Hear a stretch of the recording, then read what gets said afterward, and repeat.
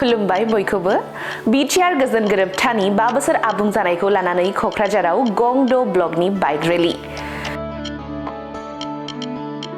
2020 इंराजि मायथाइनि 24 जानुवारि खालि भारत सरकार, आसाम सरकार आरो बर'फोरनि सोमावसारारि हान्जानि गेजेराव खालामनाय बिटिआर गोजोन गोरोबथाया दिनै 5 बोसोर आबुं जाबाय।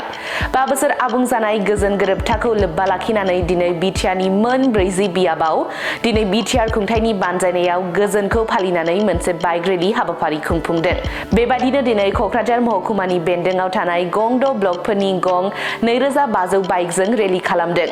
गाव गावनि ब्लकनि बेन्दोङाव हाबाफारिखौ मावफुंखांनायनि उनाव कक्राझारनि ग्रीनफील्डनिफ्राय जयैनो सालायजेननानै कक्राझार सहरखौ गिदिङो, जेराव बिटिआरनि गाहाय खुंगिरि प्रमद बर'जों लोगोसे सानजा कक्राझार बियाबनि एमएलए लरेन्स इस्लारि मोनहाबो बाहागो लायो। बाइक रेली हाबाफारिखौ कक्राझार जिल्लानि जिल्ला बेंगिरि मासान्दा एम पार्टिना बेखेवनानै होयो। 2020 मायथाइनि 27 जानुवारियाव बिटिआर गोरोबथाया जादोंमोन आरो बिनिफ्राय 5 बोसोर कमप्लिट जाबाय। दा बे 5 बोसोराव जोंनि जिखिनि दफाफोर गोबाङानो इमप्लिमेन्ट जाबाय, माखासेया दंबावो, बेखौ जोङो लासै जोङो इमप्लिमेन्ट खालामनो थाखाय सानदों।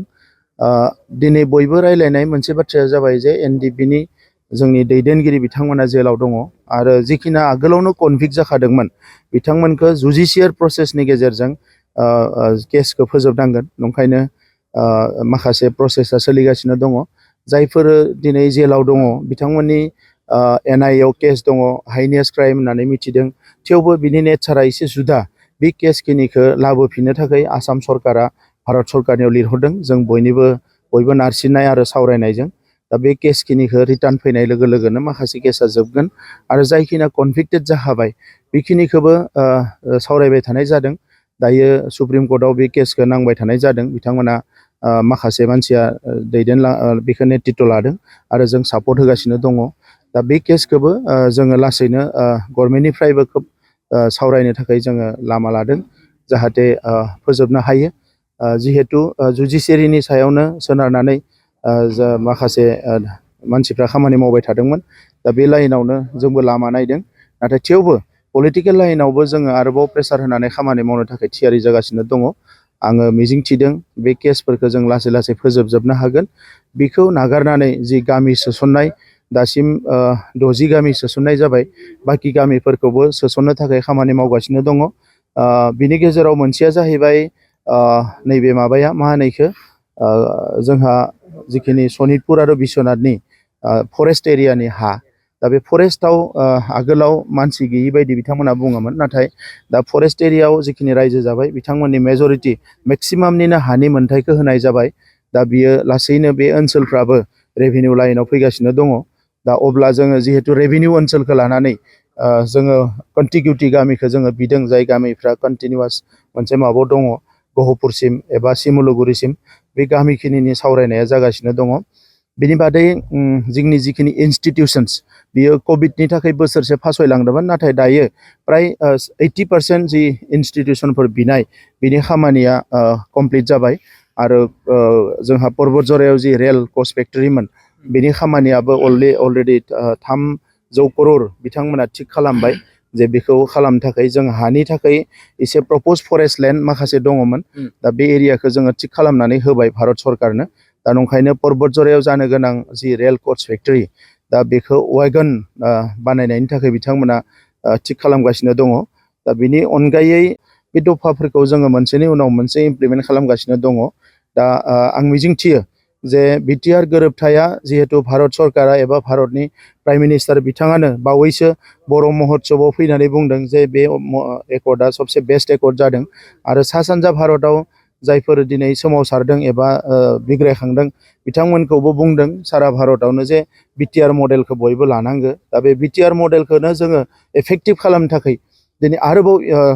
गभर्नेन्स सिस्टेमखौ थिग खालामनो थाखाय फाइनान्सियेल बिथिंनिफ्राय गुबुन बिथिंनिफ्राय जोङो भारत संबिजितनि 125थि जि मोनसे कनस्टिटिउसन एमेन्डमेन्ट बेखौ जोङो नेगासिनो दङ आरो बिनि थाखाय भारतनि हम मिनिस्टार अमित शाह बिथाङा बे खामानिखौ मावगासिनो दङ। दा बे हिसाबै आं सानदों जे थाबैनो बे 125th एमेन्डमेन्टआ नेक्स्ट पार्लियामेन्टआव फैनाय लोगो लोगोनो बियो माबा जागोन मा होनो जोंनि जि मोन्थायफोरखौ मोननांगौ बेखौ जों मोनफुंगोन गोदान डिपार्टमेन्ट जिखिनिखौ जोङो बिटिआर रेकर्डआव लिरनाय दङमोन बे डिपार्टमेन्ट खिनिखौबो मोननायनि लामायाव दङ थाबैनो दा बे डिपार्टमेन्ट खिनिखौ मोननाय आरो सिक्स सिडिउल काउन्सिलखौ आरोबाव मोर पावार होनाय बे गासैबो 125 एमेन्डमेन्टआव फैगोन आरो फेब्रुवारि दाननि गेजेराव जानो गोनां पार्लामेन्टआव बे एमेन्डमेन्टआ फैयोब्ला लोगो लोगोनो जोङो आरोबाव जोंनि सिक्स सिडिउल काउन्सिलफ्रा स्ट्रेंथेन जागोन गुबुन काउन्सिलफोरनियाव जिखिनि दङ गैया बेखौथ' बिथांमोना प्लेस खालामदों नाथाय बिटिसि हिसाबै बा बिटिआर हिसाबै जोंबो जोंनिखिनिखौ मोनगोन गिबि मन्थ्रि बिथाङा क'क्राझाराव फैगोन आरो जोंनि EMCLA क्वार्टारखौ लुखांनाय जाबाय बेखौ बिथाङा अपेनिं खालामगोन बेखेवगोन बेजों लोगोसे क'क्राझार गभर्नमेन्ट कलेजा इउनिभार्सिटि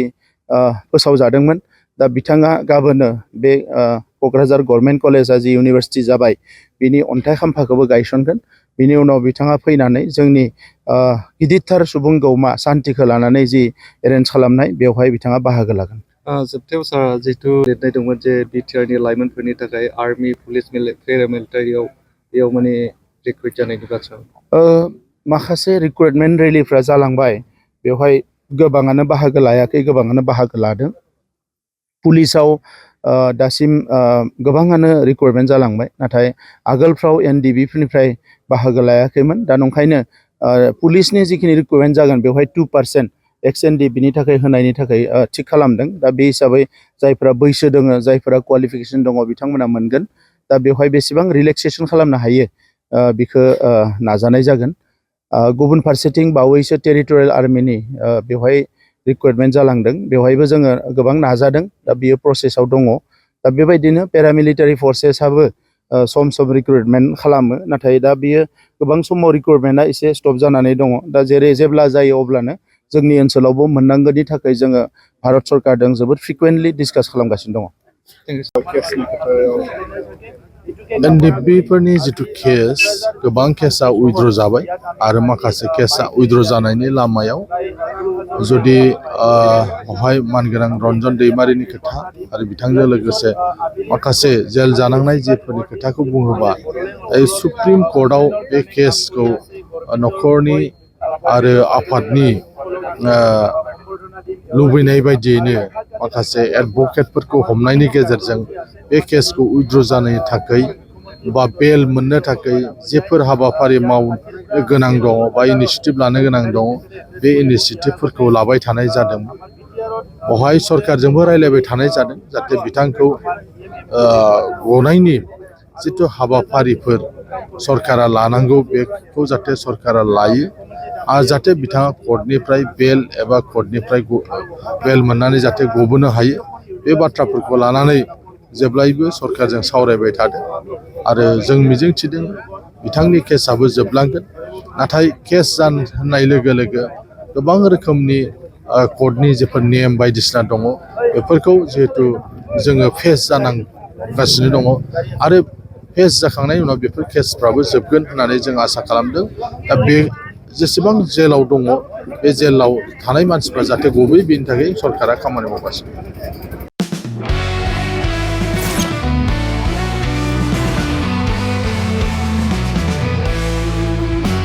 नोंथांनि जिउआव जायखिजाया खामानियावनो हेंथा नुजाथिदों नामा गोब्राब नाजासेयावबो जिउआव जाफुंसारनायखौ मोननो हायाखै नामा जुदि नोंथाङा बेफोर बायदि जेंनाफोरजों मोगा-मोगि जानांदोंब्ला बे खेबनिफ्राय जिंगासिनांगौ गैलिया मुलुग दरबाराव तन्त्र मन्त्रनि थाखाय बयनिख्रुइबो मुंदांखासिन थावनियानो जादों मायां मायांखौ साधु बिद्यानि रायजो होननानैबो मिथिनाय जायो बे मायांनिफ्रायनो तान्त्रिकनि सोलोंथाइ लानानै फैदों मुंदांखा रबि कबिराजा बिथांनिफ्राय नोंथाङा नोंथांनि जिउनि गासिबो रोखोमनि जेंना जेंसिफोरखौ सुस्रांनानै लानो हागोन बिसि फिसायनि गेजेराव जेंना